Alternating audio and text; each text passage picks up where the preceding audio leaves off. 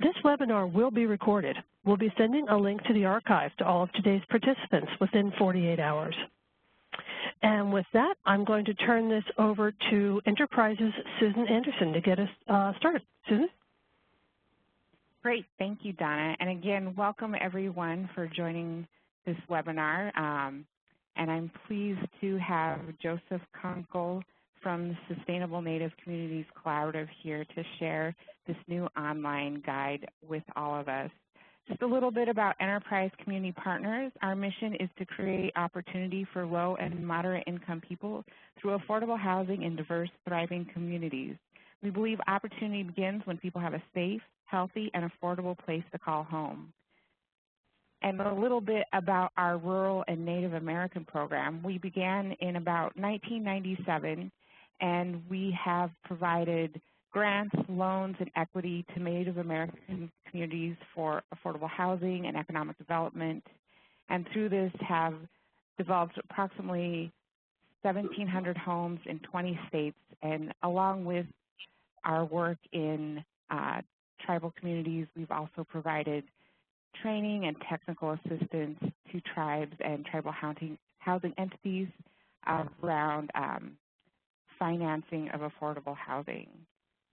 And so as part of our work in Indian country, we've worked with Sustainable Native Community Collaborative, which works to provide solutions for culturally and environmentally sustainable affordable housing in tribal communities. And Joseph is the executive director of SNCC, and he's also a former Rose Fellow at the Santo Domingo Tribal Housing Authority.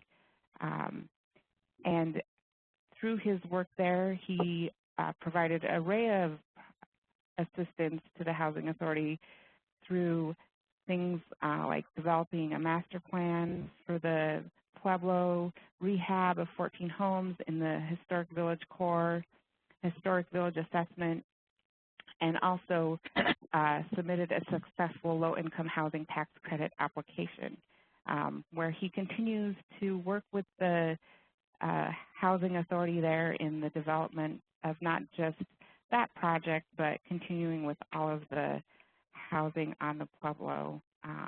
So with that, I'll turn it over to Joseph to tell us more about the new online guide that Sustainable Native Communities Collaborative has developed. So thank you all for attending. Yes, good afternoon, everyone.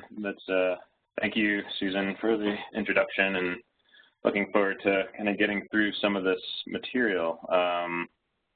Let me just close out some of these tabs. I assume everybody can see the presentation, and I think it's viewing correctly. I'm sharing it via. Yep, looks good. Okay, great. Yeah, so looking forward to sharing the material. We have a little bit of material. I'm going to briefly go through a little bit of the work that we have done as the Sustainable Native Communities Collaborative, and also talk a little bit about how we got to this roadmap. And just try and navigate you all through this web tool, which I think is promising, and it will develop. It's a tool that we will continuously develop over the years, and it will adapt to the different funding streams and the different ways of financing and developing and designing affordable housing in Indian country as we see it. So yeah, I'm looking forward to sharing it. So a little bit about what we're doing as SNCC. We really we like to kind of consider ourselves a do tank in some ways, right? The idea of doing the projects on the ground, boots on the ground, and we exercised, and we did that over the past 3 years by having a collaboration with the Santo Domingo Tribal Housing Authority, right? Susan talked briefly about some of the projects we've been working on in terms of a low-income housing tax credit project, kind of understanding it from the infancy of the project and developing it all the way through construction, which we're planning on breaking ground within the next month of this 41-unit housing development. And then with SNCC is how do we take the work on the ground that we're doing and sharing that with Indian country, right? So this idea of having that national dialogue and sharing the on-the-ground work, the way we're developing housing, the way we're developing communities, and going back and forth and having that dialogue. It's really kind of this idea sharing of knowledge. And so with the Housing Authority, and right now we're not only working at Santo Domingo, we're working with other tribes as well and trying to kind of develop that capacity locally, and hopefully with that idea of developing capacity sharing, then again sharing those stories with other tribal communities to show that you guys can do this too. And through that, we like to kind of think about this kind of in a very broad sense of creating a network of partnerships, right? We're a very collaborative kind of entity, and we try and develop those partnerships with larger entities outside of kind of Indian country. So the kind of the practice of development, right? So builders, developers, architects, engineers, understanding those relationships with philanthropic foundations, academia, universities. A lot of the work that we did at Santo Domingo partnered with multiple universities to kind of develop the capacity locally, right? There's some work that we just can't do, and we kind of lean on university and academia to kind of provide that cultural exchange where we're sharing our stories and they're sharing their knowledge with us. And then the same thing with the federal government, so working with federal, state, and county. And the idea here is developing those relationships and leveraging the ways in which those relationships work. And then we try and find that overlap with the different tribal programs, the different tribal populations, understanding health and community, and then working with the tribal government, tribal councils. And we also know that elders play a huge role, especially in Indian country. So we try and find where we can leverage those partnerships, those relationships, and try and make a healthy project. I like to start with this slide. The idea of designing with community helps to create positive social change or social positive change. The idea that the working on the ground, you have to kind of develop that community, that vision, that engagement, that participation with the community. So understanding that we bring a process, we as architects, designers, developers bring a process, but it's really the community that creates their own vision. So by that process, we try and implement and kind of use our skill sets to have the community develop that vision, that kind of long-term commitment to change, while also trying to engage with the community, engaging the different populations, understanding the different ways that the populations and the community has kind of the ability to kind of see this project. And then the idea is, how do we kind of continuously create that kind of sustainable community impact? That's hugely important, is the idea of how do we get to that point. So here we have a little bit of the objectives. So developing housing models. So the goal of this roadmap and these tools that we're developing is to kind of develop housing models that are specific to the community and the environment, right? And so we're not kind of transplanting housing that we've seen in the past, right? Everybody kind of dwells on those old HUD models that weren't culturally appropriate, that weren't relevant to the community, that were kind of not designed well or constructed well. So we're trying to figure out those kind of methods. How do we develop those models that are specific to community? And then understanding the relationship between economic, social, cultural, and physical space, and how can that improve everyday lives, right? So the idea here is, how do we kind of, all the work that we're doing in terms of pre-development design, how does that have the potential to improve the everyday lives of the inhabitants? Designing housing concepts that promote healthy living through building systems, material choices, durability, ease of maintenance, and provide comfort and peace of mind, right? And so these units are spaces and places that people will be living in for a majority of their life. And we see it very much in low-income communities that people don't tend to move from place to place. They mainly kind of stay in one place. And so how do we design and into these projects this idea of kind of durability and this idea of creating a safe place for the residents, and then kind of zooming out a little bit and planning the community environments to interact with its surrounding landscapes and developments with secure and well-integrated outdoor community spaces, right? We're not just only developing the house, we're trying to understand how those houses connect to one another and how they're developed next to one another, and how are those housing developments and housing individual units connecting to tribal services and open space and trail systems. So we're kind of finding ways of interconnecting the developments into themselves, right? So, and so on. This is a graphic of Indian country a little bit. So the idea here is, I like to kind of zoom back out.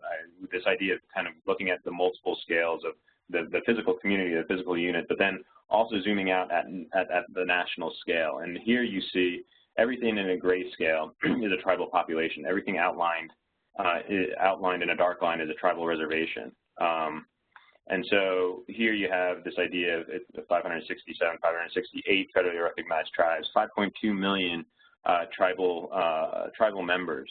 And so this idea is, this is the scale that we're hoping to impact, right? And so how are we sharing these development tools, these best practices, the roadmap, and how do we kind of engage and impact these kind of larger populations, which is a goal of trying to share this information with you all. This is a brief overview, and I'll jump into what led to the roadmap. And so in the beginning, in 2013, we received a Housing and Urban Development Policy Development and Research grant that allowed us to look at 17 best practices in tribal housing. And we basically, everybody tends to dwell on all the negative things in Indian country, but we wanted to kind of take a stance and say, hey, there's some really good things going on in Indian country, and how can we share those models, those methods, that thinking with you all. And so we developed 17 best practices in housing and tried to understand the financing, tried to understand the different ways in which these projects kind of engaged and worked with community. Here you have everything in pink, and in a pink dot is basically a green project that we've kind of located within the United States. Everything in blue is a highlighted case study that you can find material on our website, and I'll kind of navigate you to there once we get into the development tool. But you can download these PDFs and share them with your community, share them with your tribal housing board, share them with council. And so there's ways of kind of understanding what else is going on in Indian country. Really quickly, I'm going to try and, over the next kind of 10 minutes, go really quickly through the best practices and how this led to the online development tool. And so here you have a basic layout. So in the best practices, we highlighted 6 different areas: design, site, innovation, culture, green, and impact, and tried to measure them against each other, against all the 17 best practices, and tried to see where they were really exemplary. And so a full circle means the idea that they're getting to a point where they're really impactful in that kind of state. In the top left, you look at the cultural emphasis. What can you pull from these best practices? Cultural form, water management, renewable energy, engagement, and there's a whole series of those core project emphases that we've documented. Inside this circle, we wanted to also not only highlight the kind of design, development, and kind of architecture, but we also wanted to highlight how the project was being funded. And so how much did it cost? What was the total construction cost? What was the cost per square foot, cost per unit? And then what was the total units developed? So we try and kind of break down that information in a very kind of graphic way. This is an example of one of our case studies. So this is Penobscot, from the Penobscot Indian Nation. And so basically, I'm going to just run down how you read this PDF. And so at the top, you have the project info. So you can connect with the client, connect with the developer, call the developer. There's the architect, there's the developers who built the project, and so on. There's a project summary. If you don't have enough time to read through the whole PDF, here's the kind of core emphasis. Here's the kind of brief summary of what this project's about. The criteria, which we just kind of went over, but this is the meat of it, right? And so what are the lessons learned? What are the best practices? What can you pull from the project that you potentially can replicate in your own project? And then the timeline too, that we find that to be incredibly important, right? These projects in Indian country on reservations tend to take a little bit longer than a development off-res. So the idea here is, well, when was the project conceived? When did they go into pre-development? And then when was the project occupied? And we see a lot of time there, 3 to 4 years of kind of actual development work, and that's a long time. And so we wanted to document that process as well and share that. The project type and location, where is it located in the continental U.S.? And then this idea of, is it a single-family home? Is it a multi-family home, or so on, and so on. And as I kind of go through this, feel free to kind of document questions and so on, and we'll be happy to kind of hopefully have about 15 minutes at the end to kind of 10 minutes at the end to kind of really get into some of the questions that you may have. So here you can, I'm going to go into a little bit of this, and then I'm going to transition to the live kind of web online tool. But here's basically the essence of our, we've updated our website a little bit, and we'll get into that. But this is the kind of basic layout of the website. In the top right, you see the Healthy Native Homes Roadmap. There's an icon there. You click it, and it will kind of engage you with the tool itself.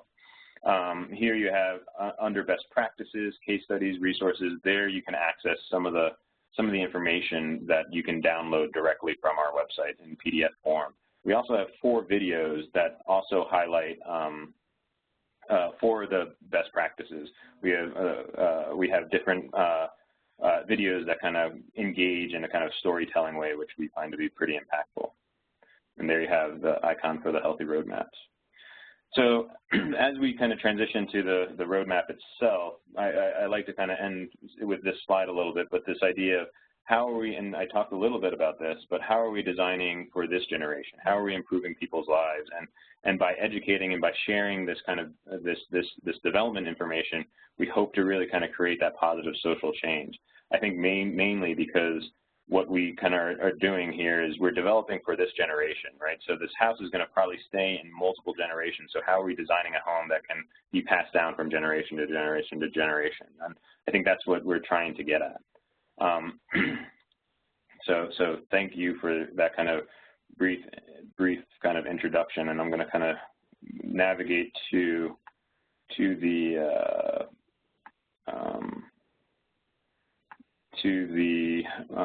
my web browser. Give me a second. And I think I got there. So this is our updated website, and so feel free to navigate. We're still we're consistently working on it, and so it's going to be updated from time to time over the next few times. But I'll try and kind of briefly navigate through our website. Something interesting that's going on with SNCC right now, we have our 4 videos that we've been kind of documenting, and that was funded through the HUD PD and our Policy Development and Research Grant.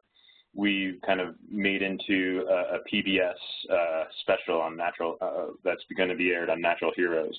And so feel free to look out for it on your local PBS station, but also you can watch it right here on our website. It's about a 23-minute long intro to the work that we're doing, the work that we're documenting, and of course we will continue to document in Indian country.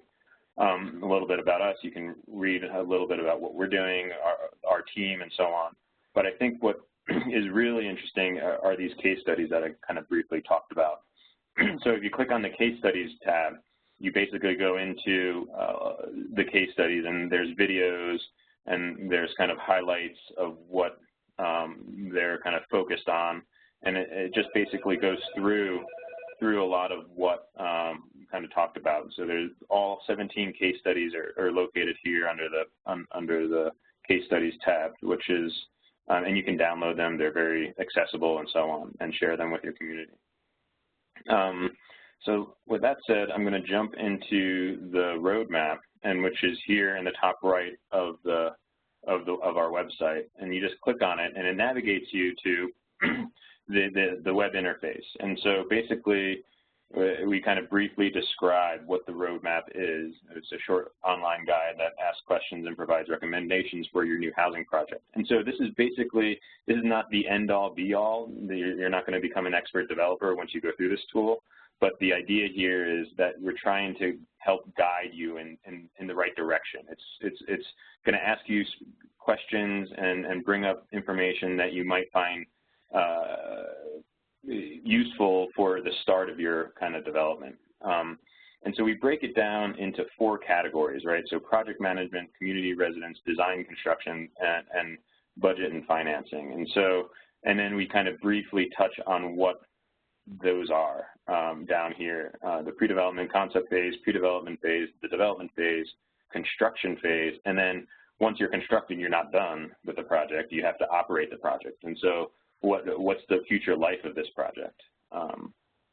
So to start here, to kind of start the online development tool, basically you click Start Here. and it will start to bring you through this process. And so a little bit about the tool. Here you have at the top the percentage you'll be complete. And the amount of time it takes to get through the development tool and to get through all 4 criteria basically takes about 20 minutes or so, 25 minutes. And so set aside some time, and you can consistently go through it. So you can, once you go through it once and you want to go through another project type, you can use it again, and so on. So I'm going to just try and quickly go through it and then hopefully get to some questions in the next 20 minutes or so. But here you basically can start to type in your organization. So I'm going to just use the project that we're working on now at Santo Domingo. And you can see that bar at the top start to kind of get filled out. And so tribal affiliation, Santo Domingo, Pueblo, location, we can put Santo Domingo. And so as we start to kind of populate this tool, things start to pop up on the right? And so they're little kind of key in to help navigate and so on. And then one thing I forgot to add is that once you fill out this information, you're going to get a PDF printout, a downloaded document that will be sent to your email address. So a lot of this pre-information is important to fill out, because basically what's going to happen is we're going to aggregate all this information and send it to you in a PDF. And then you have a hard copy that you can share with your tribal housing board or your employees, your tribal council, tribal leadership. And so it's basically a way to kind of use that information to help talk about your project. And then it's all located in one place too, this one PDF document. What region of the U.S. will your project be, is your project located? And we'll go Southwest. And then here you could put your name, which is pretty easy. So we can talk about what's the title. We'll put,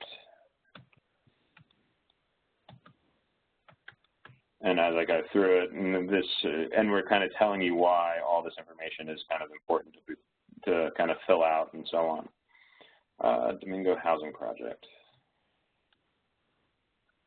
And then this is where we start to get into some of the information, right, and that we're kind of pulling from. So what type of project are you planning on? And you'll start to get an asterisk. Is it home ownership?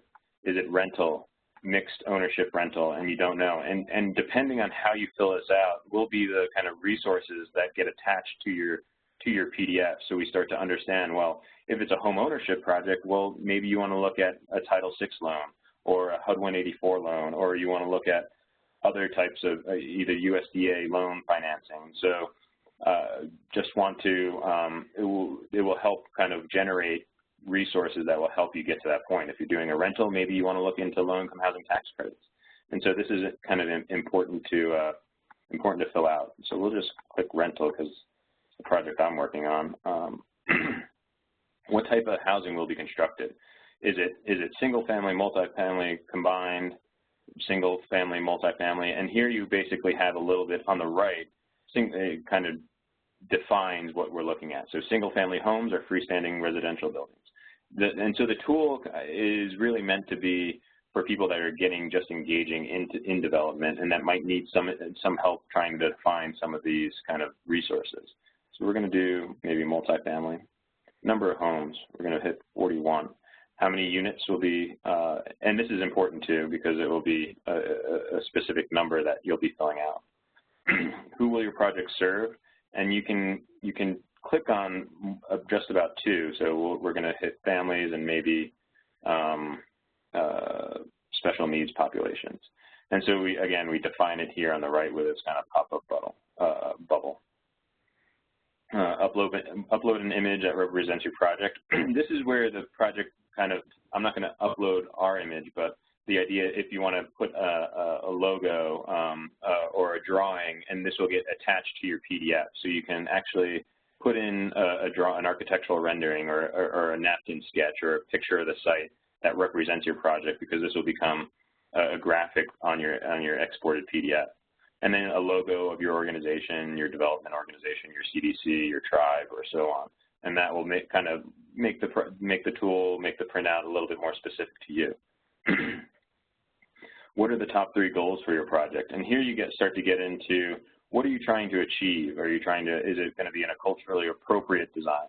Are you looking at indoor air quality? Are you looking at maybe it's a green building? And so we'll start to kind of be more specific about what types of resources might be geared towards these categories within the resources.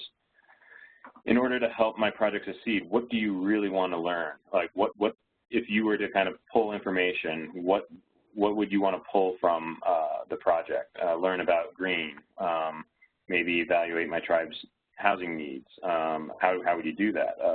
Maybe surveying and budgeting, and so on. And then you kind of get down to this bottom. So this is the preliminary information that you just filled out. And so here you're basically got the information down. This is basically a little bit about your project. Now we're going to go into those 4 categories.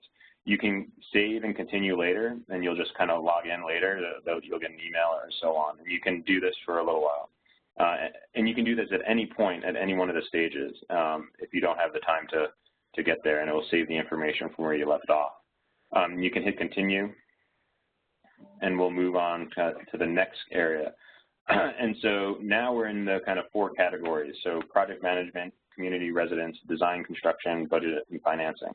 And so these are the different tracks. Now you don't have to complete all tracks, and you'll just get a printout of the preliminary information that you just filled out and whatever tracks you decide to complete. And if you don't want to go through any tracks and you just want that preliminary information in a printout, then you can click, I'd like to finish and review my project report, and you'll get a PDF sent to you.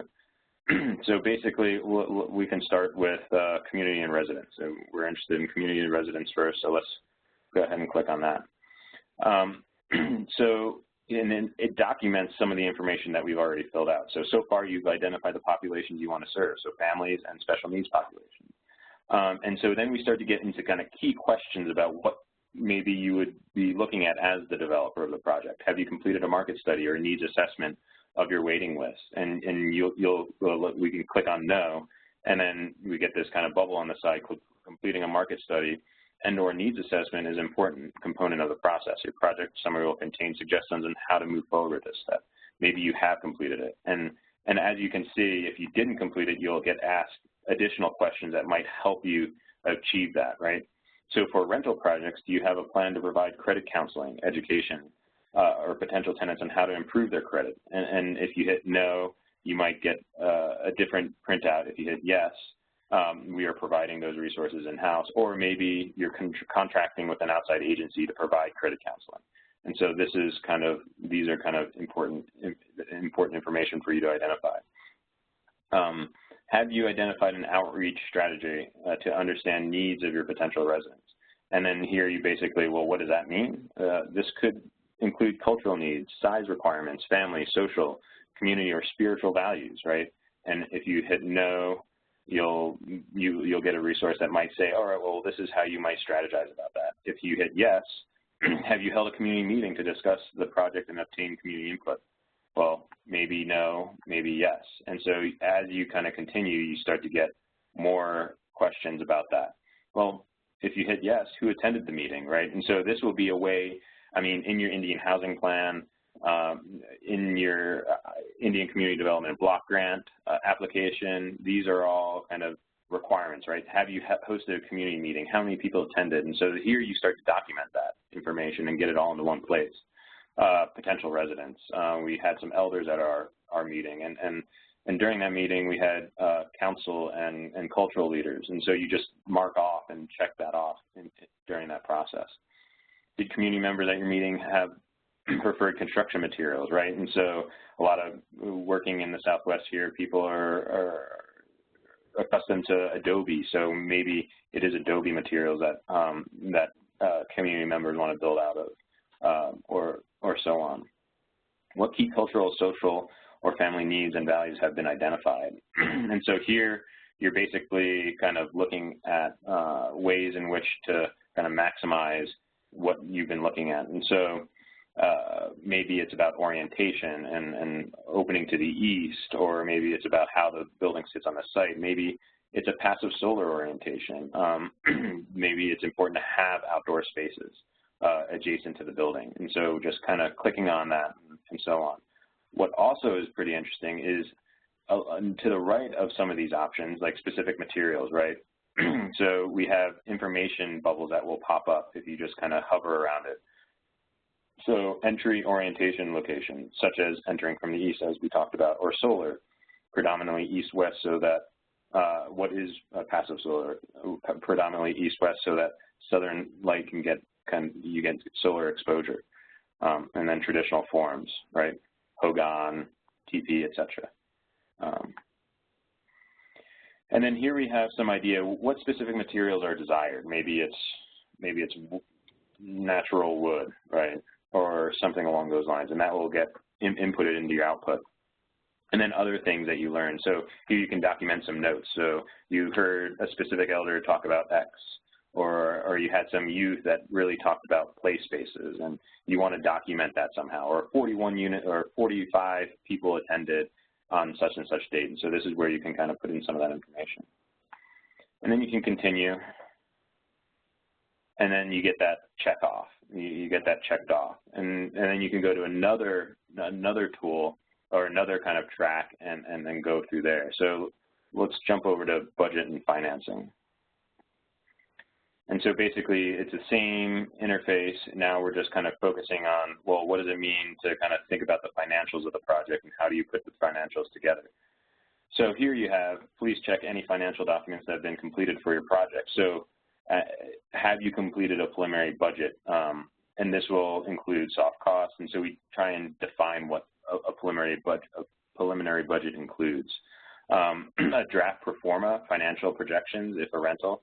So have you done that? Have you worked with a consultant yet? Or do you even need a consultant? Maybe you have that expertise in-house. And so basically you're defining that. And then a sources and uses document, right? And so we define what that means.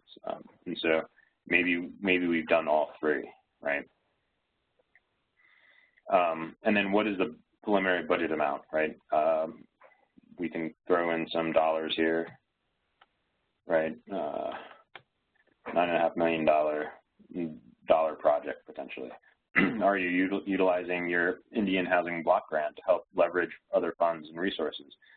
So then you get a little kind of information box on the side. So why is leveraging important, right? We understand that our IHBG funding and leveraging that, it would be kind of incredibly beneficial to kind of either leverage it with low-income housing tax credits, with your Title VI or down payment assistance if you're doing home ownership.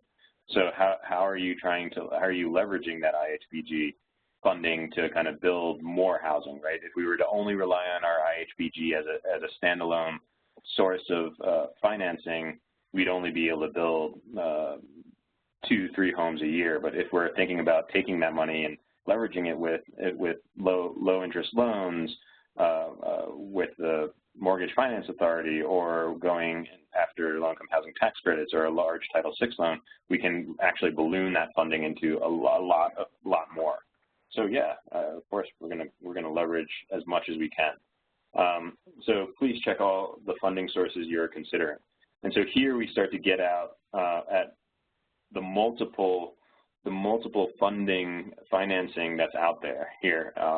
ICDBG, here you have, and then we start to get into kind of this financial lingo, but we try and define it a little bit.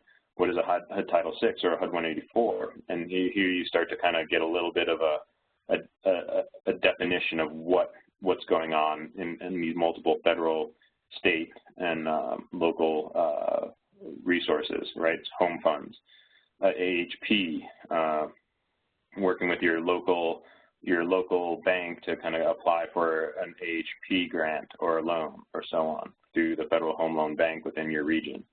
And then, of course, there's state and county resources. In New Mexico, we have the Tribal Infrastructure Fund. We have capital outlay. So it's really trying to understand how to reach out to those state agencies to find out what funding is available for tribal communities. And maybe there's different funding available for housing and for infrastructure and community facilities, et cetera. And then this idea of private foundations, right? So how can we kind of start to better understand that? So maybe we're going to do some Title VI, and we'll basically check off a few. Have you evaluated what residents can afford to pay monthly for either a mortgage payment or a rental payment. And here you start to get a little bit of understanding of what that means. So yeah, we understand, and we have a pool of potential residents that can pay. That's going to make your project successful, right? And if you don't understand your residents pool and the capacity for those residents to pay monthly, then you're not kind of putting together a feasible project. You're going to end up creating a project that goes into debt very quickly. And then as we kind of scroll down, preliminary, also known as pre-development costs for affordable housing. Developments can be up to 10% of the total project costs. Do you have those funds, right? And so there's different ways of kind of coming up with those pre-development costs or going out for pre-development grants, which Enterprise 2 has that ability to help with those. They have the Section 4 fund that allows for pre-development as well. So, and you can also use your your Indian Housing Block Grant funds that can be used for pre-development. And the idea is also they need to be in your Indian Housing Plan to make sure you're setting aside those funds during that process. So just make sure, let's just IHBG. So how would you rate your organization's capacity to manage the compliance requirements associated with existing and new funding sources? So do you have enough capacity locally within your tribally, within your housing authority, within your housing program, and so on? So this is going to be important too, because as you apply for these grants, as you apply for these loans, they're going to ask, well, who in-house do you have? Who are you consulting with? and provide resumes, provide data, provide information about that. So yeah, it's good, but needs improving. All right. So we have some capacity locally, but we're also kind of working on building that capacity. It's hugely important. If you represent a tribally designated housing entity, how would you rate the compliance with the HOSDA, including your APR, field monitoring reports, other interactions with Office of Native American Programs, GMs, or GE functions? So this idea of looking at the broad spectrum, how are you working, how are you in compliance, do you have a clean audit, do you have things you need to improve on, or so on? What's your relationship with the local Office of Native American Program, HUD's ONAP office? And so again, this idea of well, maybe everybody kind of can always improve or so on. And as we kind of get through that point, we've now checked off 2, right? And so this idea of checking off the 2 categories and moving forward. Just to check on time, we got about 20 minutes left. Let's go through one more track, and then we'll kind of open it up to comments and so on.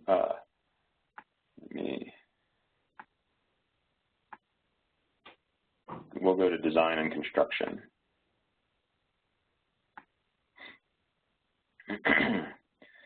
So here we get into a little bit of what would you put into your project in terms of construction, compliance, design, and so on. Are you familiar with green building? Yes, or maybe no. And so if you didn't know about green building, what would you kind of what would you like to learn, or how would you want to kind of improve the kind of green sustainability aspects of your project? And here you have integrated design, and again, we try and define that. A lot of the terms are sometimes new to people working in the housing authority, so we try and define what integrative design means. What does it mean? Site selection for affordability and health. So locating a project within existing community facilities and proximities and close to infrastructure. These are all really important when you start to kind of think about site selection. Site planning and habitation protection. So we try and kind of highlight a lot of these. Indoor air quality. So we'll click a couple and see what we get. Have you selected an architect to assist with the site selection? And here you have a bubble on the right. An architect can help you understand how much land you'll need for that number of homes you want to build, and evaluate each potential site in terms of pros and cons. So that's where the pre-development really becomes beneficial, right? So having or selecting an architect to kind of understand or help you through that process is hugely important. So yeah, we have an architect, and maybe you have an architect on staff, or maybe you work closely with a firm that helps you develop projects or so on. Has a site for your project already been selected? Yes, maybe it has, or no, maybe we're looking for a site. And as you see, the questions change depending on your answer. So maybe we have not selected a site. So then we go into, well, if you haven't selected your site, does your community have a master plan to help guide development, right? And so this idea of a comprehensive plan or a master plan helps you to kind of plan out where your next development is, right? And so maybe we haven't got there yet, and so on. And so maybe what does it mean to maybe step back for a second and say, all right, maybe before we go into developing housing, we want to better understand our housing needs and what is the potential for future housing development, and strategically kind of planning that. Will your project include off-grid or other site alternative systems to achieve power, water, wastewater needs? And so what does off-grid mean? And so here we define it a little bit on the right. It means the home or project is not dependent on external energy, water, and or sewage treatment. So it's basically all services are kind of held on site.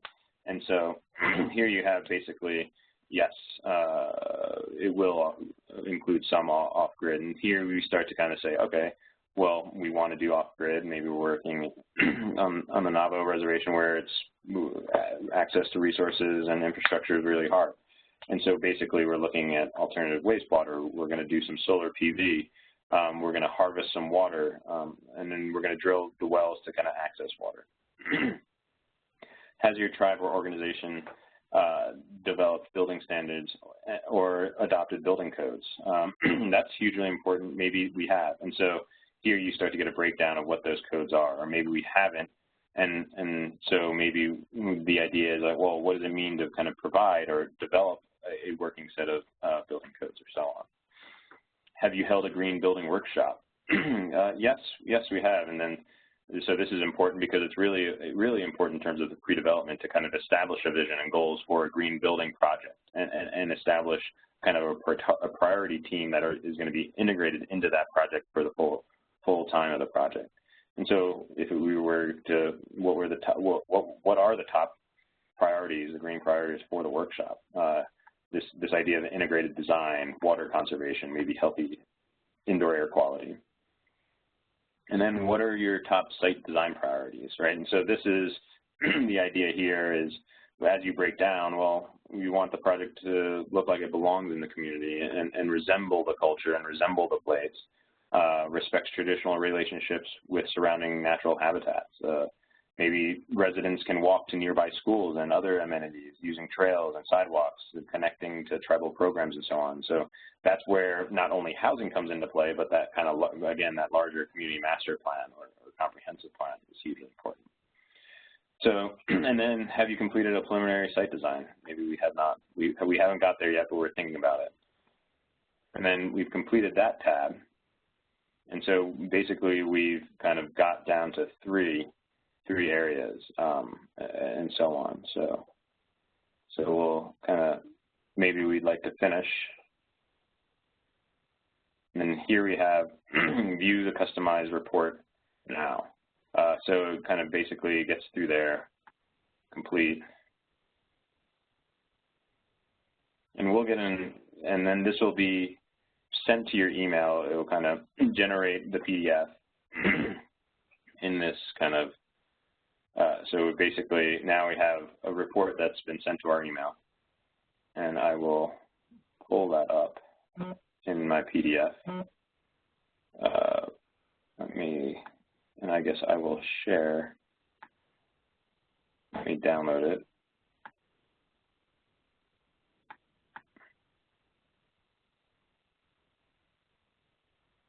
Let me go back to my sharing.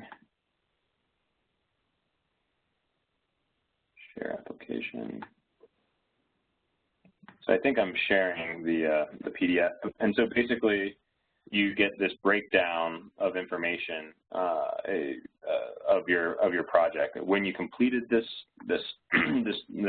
output, where you're located, and all that information. It's very similar to the case studies output, but basically the idea here in terms of when what you're trying to do in terms of your specific project. So from the kind of project timeline, an estimated project ending, basically a little bit about the project roadmap, and then here you start to get into general tips that are specific to you. So here you probably already know that about building in the Southwest. Warm days and cool evenings in the sunny Southwest offer opportunity for passive solar designs to be lowering heating and cooling costs. And so that's something that if you were to go out and find an architect, you're like, well, I know we live here in the Southwest. I want to build a development that is passive solar. And so you can bring that knowledge to your architect, to your engineer, and try and kind of say, well, I kind of know about this, and I want to integrate it into my project.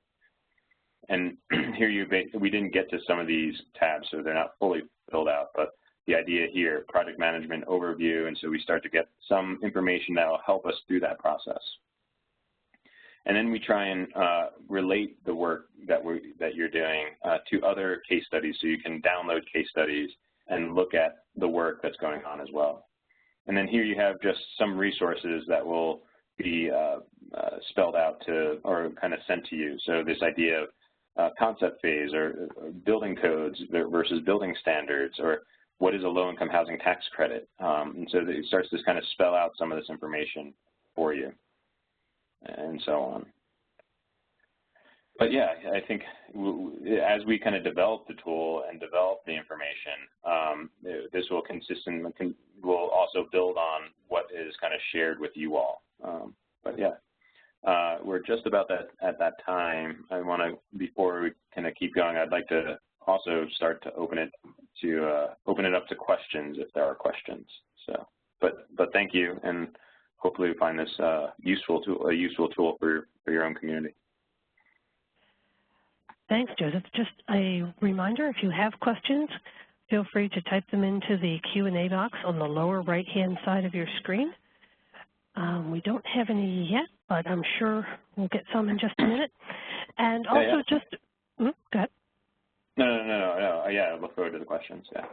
Yeah, and also just a reminder that after you leave today's session, we do have a very, very brief survey that will come up, and we greatly appreciate your input on that. So with that, let's see what comes up in the Q&A box. And while we're waiting, because sometimes it takes a while to type, Joseph, do you have any sort of wrap-up comments for us? Yeah, no, I mean, as we kind of, and so this development, like I was saying in the beginning, the development tool itself is not stagnant. So as resources and new resources become available, we're going to adapt the development tool, this Healthy Home Roadmap tool, to really kind of conform to some of the funding. As we know, there's things going on with USDA. There's different ways. And now there's an Indian Community Development block grant that specifically focuses on mold.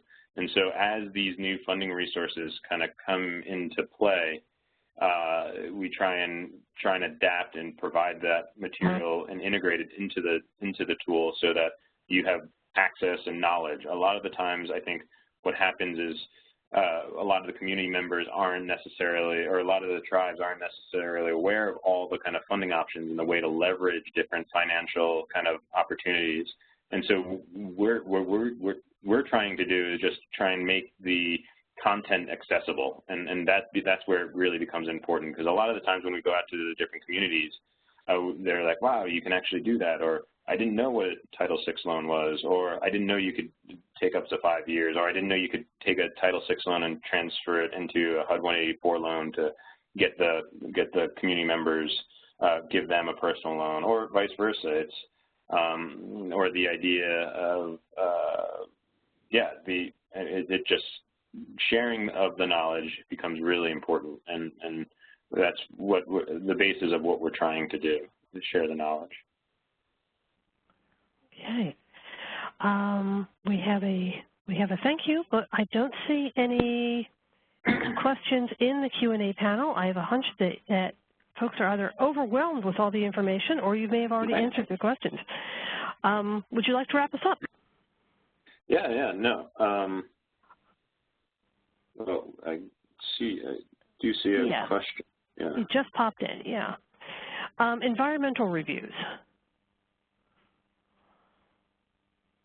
Yeah, so we talk about the different, so depending on the project type, it talks to you, well, where can you go and get an environmental, not necessarily walk you through the environmental review process, but it will help kind of guide you to where you can get that expertise, whether it's a HUD training about environmentals or EAs, or it maybe shows you what's the difference between, that there is a difference between a HUD EA and a USDA or a BIA. And so the idea of trying to understand what the environmental requirements are when you're using federal funding as opposed to maybe private funding. So it touches on that, and the goal is to the goal of the overall tool in some ways is to help guide you to the potential resources so that you can even do more research.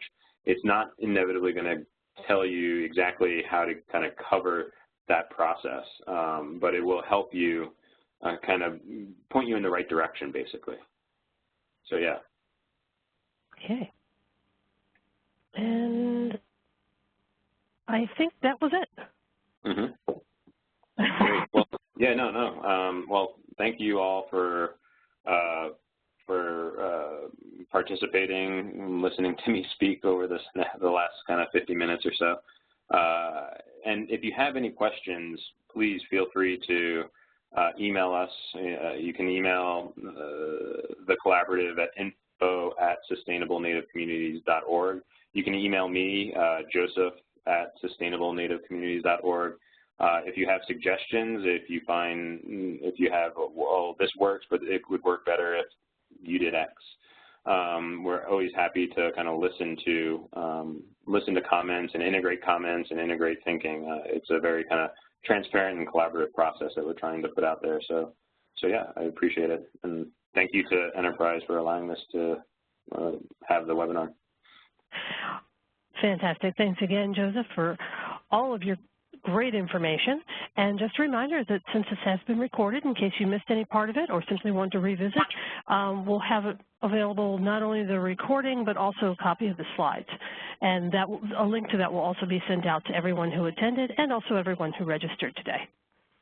So I think we're good. At this point, I'd like to thank everyone who attended, and we hope to see you online again very soon. Goodbye now.